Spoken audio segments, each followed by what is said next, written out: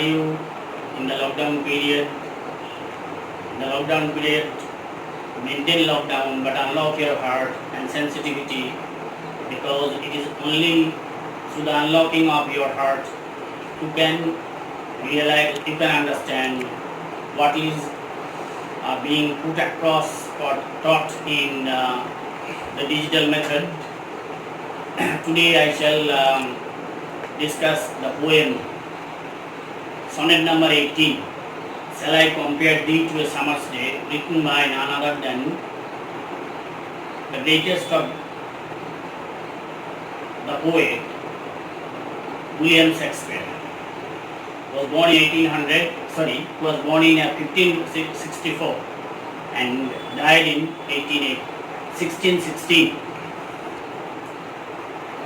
William Shakespeare, the sonnet as a literary form came from Italy, was imported from Italy. It was invented by Petrarch, the Italian poet. And the format or the structure of the Italian sonnet was, the first part consisting of 8 lines is called octave or octave, and the last part consisting of 6 lines is called sestet. But later the sonnet as a literary form imported from Italy to England by Wyatt and Surrey, and it was practiced by many poets like Spenser, Drayton, Milton, and before that William Shakespeare. But as an innovator, as a novel poet, William Shakespeare made an innovation and broke the conventional or traditional Petrarchan sonnet. Though he maintained the 14-line structure is maintained, because a sonnet is written, basically a sonnet is a love poem. Basically, to express one's love, sonnet was written at that time. So 14 lines are maintained even by Shakespeare, but the format or the structure made a significant departure. That is, Shakespearean sonnet is divided into 3 quatrains, 4, 4, 4, and a couplet. The last 2 lines, couplet. So unlike the Petrarchan sonnet, the Shakespearean sonnet has 4 sections, 3 quatrains and a couplet, while a Petrarchan sonnet consists or contains 2 sections. First section consists of 8 lines and the second section consists of 6 lines. Now this sonnet, in most of Shakespeare's sonnets, the fundamental theme is love, time, decay, death, beauty, mortality, etc. These are the fundamental themes. He wrote, in his lifetime, he wrote 154 sonnets. And a bulk of sonnets were addressed to Mr. W.H., was popularly known as, named as W.H. William Herbert, Earl of Pembroke, and a large section of others, a few other sonnets were dedicated to a dark lady. This sonnet number 18 is very important. In this sonnet, Shakespeare captures forever the beauty of his young friend in the verse form. The sonnet starts with, this is the structure of the sonnet. See the book. Shall I compare thee to a summer's day? The first line is a rhetorical question, and it builds up the tension. We are expecting an answer. Shall I compare thee to a summer's day? The poet is not sure whether he is justifying in comparing his friend to a summer's day or not.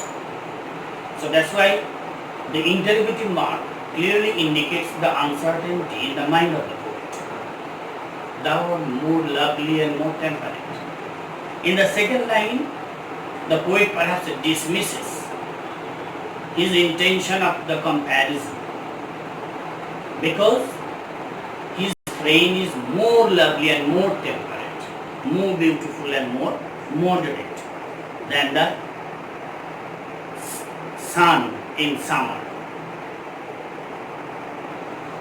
Rough winds do shake the darling birds of May.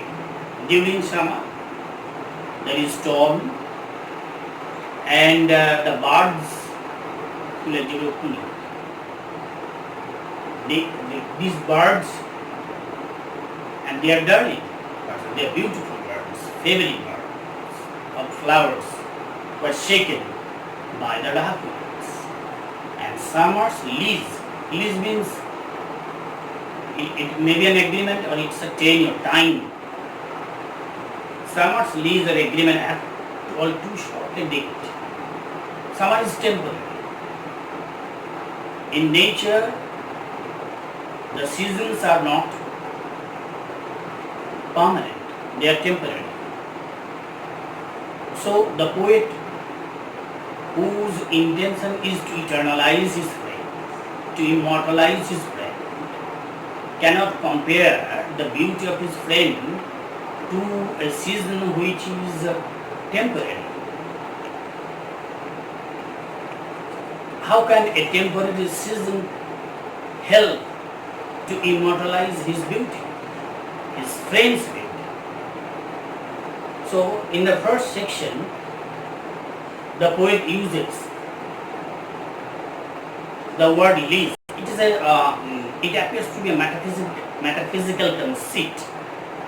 With this word, it appears to be a poem, a praise, or it may be a poem, you may call it a love poem, in the sense that the poem expresses the poet's love for his friend, his beauty, which is unfading, which remains unfading. So lease, this word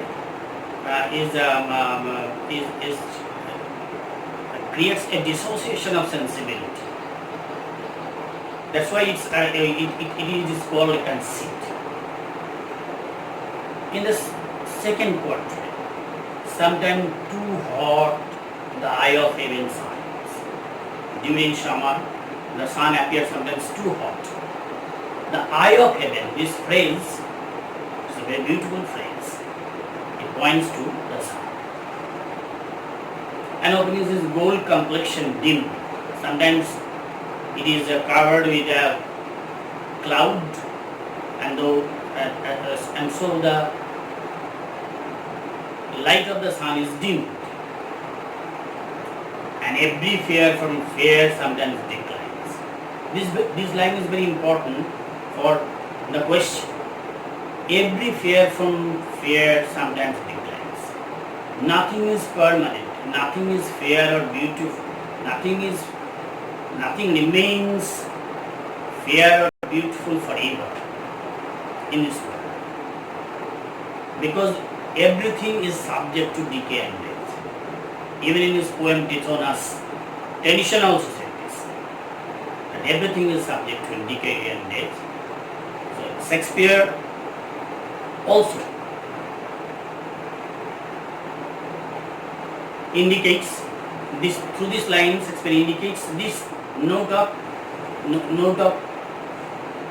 mortality, changeability. That every fear from fear sometimes we are subject to flux, process. By chance or nature's course untrimmed. Though everything is changed, but the nature's beauty remains unfading because it is renewed year after year or moment after moment. Nature's beauty remains unhurt because of its leavening effect, because of its undying instinct. So these two sections which I have taught you today, these two quatrains clearly indicate that in the first section first section puts forward that the poet intends to compare his brain to a summer's day, but he dismisses the idea later on because the summer's day is not convenient for the permanent beauty, for the permanent beauty the poet's brain had. And in the second section, he shows some lacunas, some drawbacks of the season, which may impair the beauty of his frame, if he compares his frame's beauty to a summer's day. Now, see some important words. Shakespeare is called the Bard of Heaven, Charun heaven. Thou means it's it is sonnet number 18. Shall I compare thee to a summer's day? William Shakespeare, 1564 and 1616. What is a sonnet? The sonnet is a 14-line poem written in iambic pentameter. It is a special type of prosodic form. But Shakespeare's sonnet has a 3-quatrain and a couplet. The rhyme scheme is AB, AB, CD, CD, EF, EF, G, G, G. Now, thou. Thou is an archaic form, means you. Art means art, is also an archaic form. Lease is agreement. Temperate means moderate. Rough means violent. Shake means upset. Derailing, favorite. Declines, decreases. Dim, dull. Untrimmed, unchanged. So this is all about the two sections of the 2 quatrains of the sonnet. Let us call it a day. But before I close my lecture, I remind you once again to follow each and every class regularly, rigorously, and if you have any questions, please send it to the comment box and try to be sure about your queries, but don't miss the classes. It is for you that I am taking classes. I have no intention, I have no other ulterior motive. So that's why I request my students to follow the classes and ask me questions. Ask me questions if you have any queries. So thank you for very much for being with me and listen to me carefully.